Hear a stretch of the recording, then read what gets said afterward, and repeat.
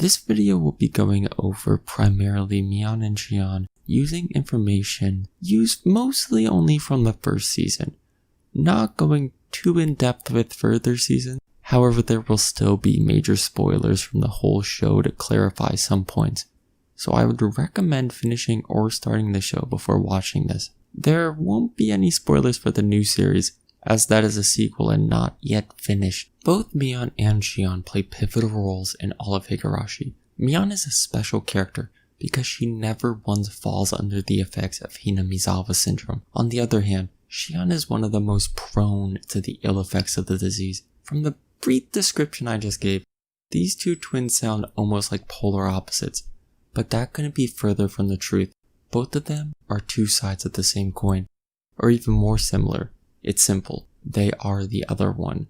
But let's take a step back from that train of thought for a second and briefly describe these two. Mion is the current heir to the Sonozaki family. Around friends she acts tomboyish, mostly so people don't see her girly side. More importantly, she is the leader of her friend's after-school group. She mostly sets up the games and thinks of the punishment games that follow after. When interacting as the head of the Sonozaki family, Mion is a completely different person. She transforms into a more cold, matter-of-fact person who acts calm under all circumstances. A good example of this is when Mion forces Shion to rip off her own fingernails. She doesn't let any personal emotion cloud her responsibility. While Shion can be quite similar to Mion, but she embraces her girly side a lot more. Shion is also a lot more manipulative and deceiving than Mion ever will be. Shion uses everything around her as a tool to get what she wants, but this also plagues her with fear and anxiety, causing her to fall victim to Hinamizawa syndrome the most in the entire series. Mion also keeps a cool head, and for the most part doesn't let small things bother her. Even after Keiichi gives Rena a doll she wanted, it only causes Shion to overreact and lose her cool instead of Mion. These two had a layer of mystery to the first season, not being able to tell if Mion on screen was actually Shion or vice versa, which stems all the way back to their childhood. Mion and Shion were supposed to have very different childhoods, even though they're twins. Mion was supposed to learn from a very young age the ins and outs of running the family, because technically she was the older twin, while Shion could go around doing whatever she liked during the day. Instead of this, Mion and Shion concocted a plan where they would swap places so Mion can go out and have some fun too.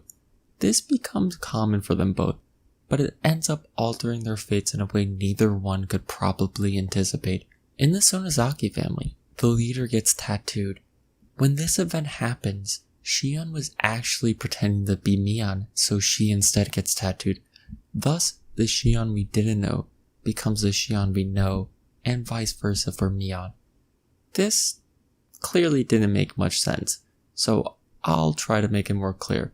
The Mion that runs the club, the group leader, is originally the younger twin, who used to go by the name Shion of course, while the Shion we know from the show is truthfully the older of the two, and who was supposed to be the heir to the family.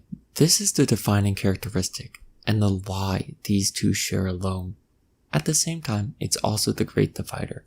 Everything Shion wants or has had, Mion has now. The power, the responsibility of the whole family, and above all else, a crush. This is what fuels the cynicism in Shion, or at least the development of her Hinamizawa syndrome, which also compounds the fact that Mion has never personally hurt anyone, while Shion on the other hand has some of the most bloody arcs in the whole series.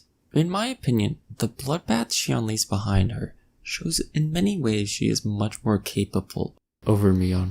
Of course, this is all in the wrong areas.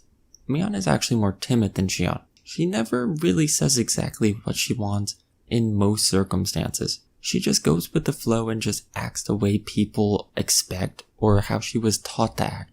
A good example of this is how Mion always acts tomboyish even when she just wants attention, specifically from Keiichi. Shion on the other hand is very smart, charming, and overall if she sets her mind to something, it generally gets done. Like exacting revenge on all the people who you think caused your crush to vanish, or maybe on a less homicidal note, escaping from a boarding school by memorizing the guards' patrols and camera location, so you could just sneak out without anyone noticing a thing until it's all too late. Mion in many ways is just a side character for most of the show. She facilitates wholesomeness in a show that asks for morbid and grimy, while Shion delivers everything you know about Higurashi right to your front door. The two symbolize yin and yang perfectly. Both bleed into the other with a sense of harmony, but one is just so much more dark than the other. They are physically the perfect clones of one another, and they often swap places too, but sadly, one holds a true demon festering inside of them, while the other only has a tattoo of one. This is just my fan theory and speculation at this point, but I think the advancement of Hinamizawa syndrome accelerates much quicker the longer you stay away from Hinamizawa. I think this is the case because even when Shion steals the place of Mion and goes on her rampage, Mion's Hinamizawa syndrome shows no signs of progression, even when Keiichi sees her inside of that cage. And she's in that cage for many days, watching even more people die before her, including one of her best friends Sadako. But the stress and anxiety never got to her, while other characters such as Rena go through so much less, and their disease just progresses astronomically faster. Within a day, she could go from one stage to the next. There really is no reason as to why. Maybe it's a sense of responsibility that keeps Mion away from succumbing, or maybe something more mysterious is actually afoot.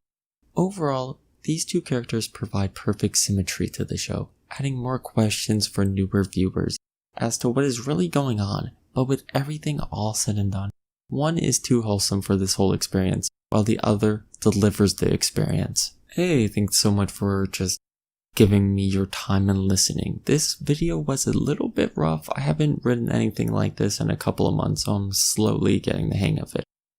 I am planning on taking one more look at a character from Higurashi, then hopefully moving on to another show. Let me know your guess down below if you're interested. If not, I'll see y'all next time. Have a good one.